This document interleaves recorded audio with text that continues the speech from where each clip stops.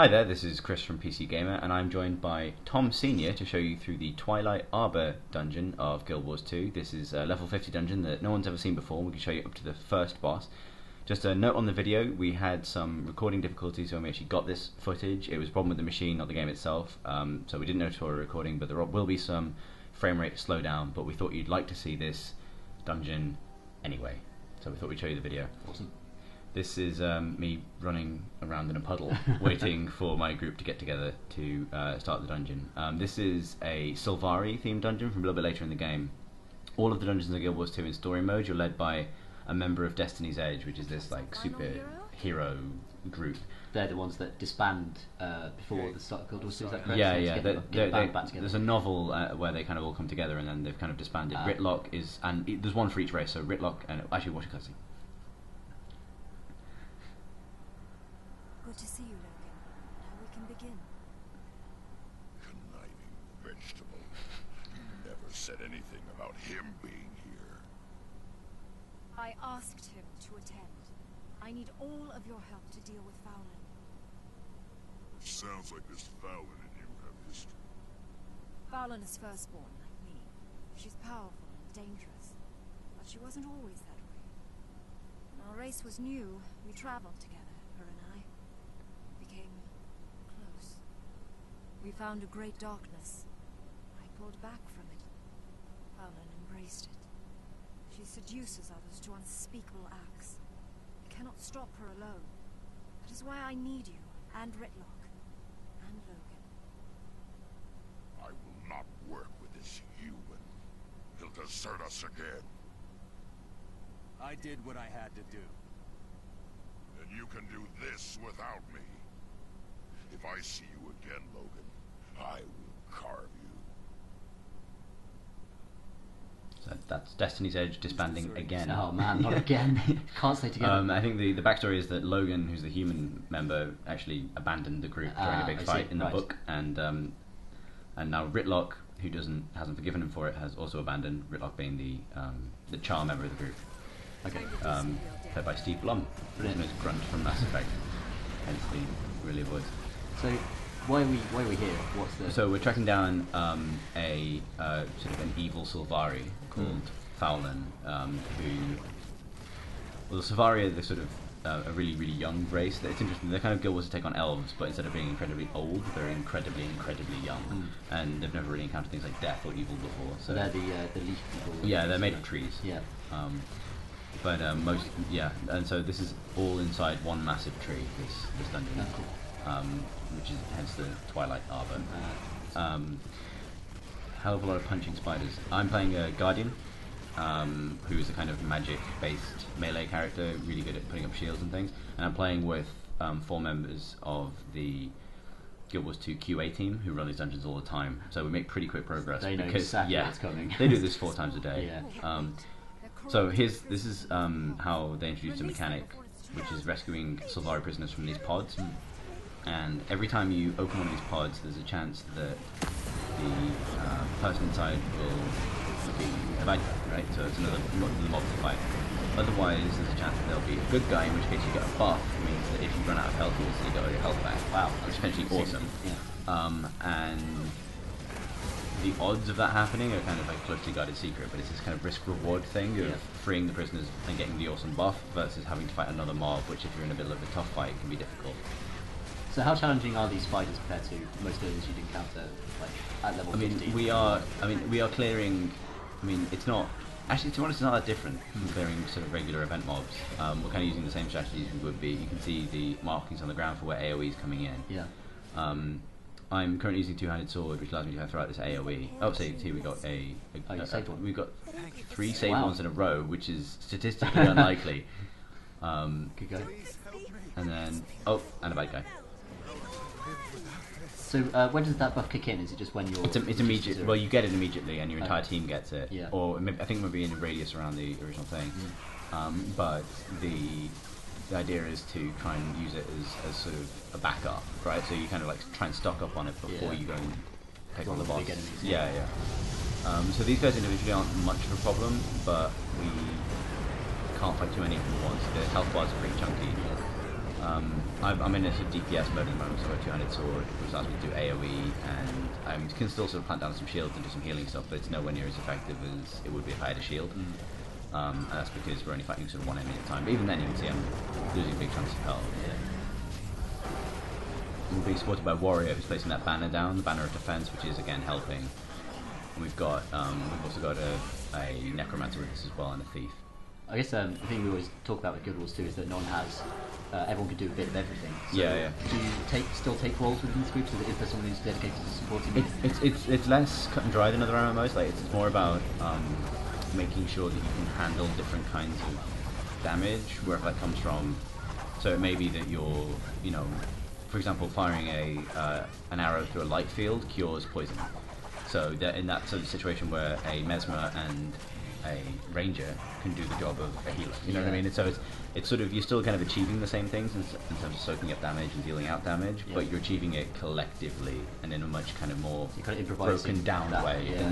It's not sort of a one ability that does this one thing. It's kind of the way things kind of interact with each other, which is really cool. Before you went into this dungeon, did you divvy up, like, say you're going to be the guy who goes in and does AoE DPS? Or not really, actually. I was kind of being run through this thing pretty quickly by these guys, and I sort of settled into using my shield. And you see, I switched over to hammer and shield now. That gives you access to a different suite of abilities. So my 1 and 2 and 3 abilities are based on my hammer, which are kind of defensive and about kind of stacking up buffs on my allies, I think, the hammer. And then my 4 and 5 are my shield abilities, which allow me to bash enemies and deflect damage, and also put down a massive shield that affects my entire group. Okay.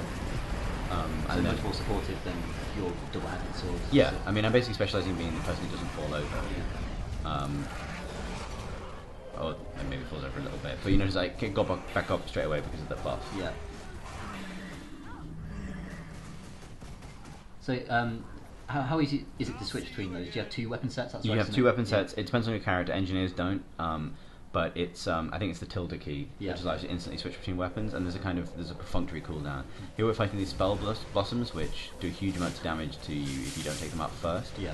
I think the idea is that people will kind of learn these techniques as they go through the dungeon and figure out kind of what order to do this stuff in. So when we were in the office doing this, the guys actually yelled at me at that point. Just jump over there. Wipe them down. There's a lot of there's a lot going on in Guild Wars 2 fights.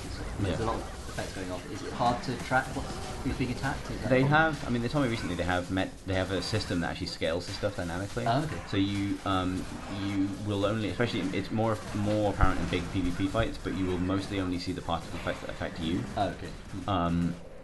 There's still lots to track, obviously, but I think at that point it becomes sort of reasonable that there's not a lot of irrelevant data, right? There's a lot being thrown at you, but so let's say like a guy across the other side of the fight is throwing a fireball, you might not necessarily see that fireball. Or it might be smaller. Okay. Sure. If it's not coming for you directly. Yeah.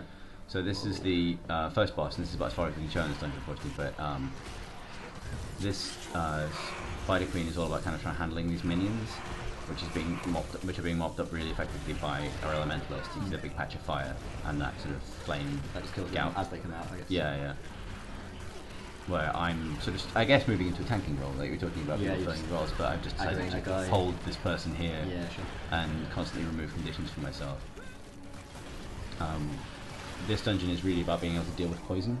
Like, almost every enemy in this dungeon can poison you quite badly, and therefore, like, the Guardian's ability to kind of shrug off status effects, or like what I mentioned earlier, the combos between different classes can be really, really useful. Yeah. You played sort of the lower level dungeons as well. How does the level 50 dungeon compare to those in terms of complexity and difficulty? This is story mode. Story mode is kind of intended to be run through fairly easily by a pickup group. Okay. Explorable, I didn't end up playing this dungeon in Explorable, but Ascalonian Catacombs, which people who played the beta will, some of them will have played, does scale, like, get dramatically harder when you go into Explorable. And I saw a little bit of this, sort of where they showed me where the hooks were for Explorable mode. So things that might be walled off in this can branch off and become explorable wings of the dungeon. In terms of how it compared, I actually found that this was about as hard as Ascalonian Catacombs, given the level difference. Like, it was still, you know, it took about the same amount of time. There were some challenges later on that required a bit more thought, and we were lucky that we had a team that was very experienced. Yeah, and I guess both times I've played through these, I've had teams with me that knew what they were doing. it is designed that you kind of will get through it the first time to see the story, see these cutscenes like the one we're about to get. Yeah. And then when you go through the dungeon subsequently, it's about kind of really trying to figure out these encounters and trying to do them successfully. I was told actually that the hardest stuff in the game, the level 80 dungeons, there are very, very few people at ArenaNet who have beaten them yet. Oh wow. And even then they've had a hard time with it. Okay. They made the interesting point that they kind of have to build all this stuff to be significantly harder than they can do in order for the players to be able to. They expect the players to exceed their well, I mean, you can imagine they are only, 50 people. You're going to throw thousands of people at it. Someone's gonna. Yeah. Well, you're taking this guy out. So we've got another cutscene coming. I like new places. Just go for the Chamber of Envy. I really love that chamber. I wish it was mine.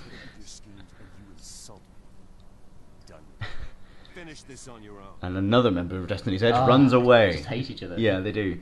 Apparently they've all got to come together at the end in a kind of bringing the band back together moment of victory, but hey.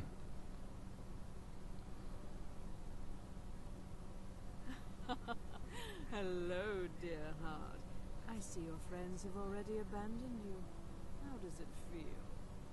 Fowler, it is time to end this madness. The madness is yours.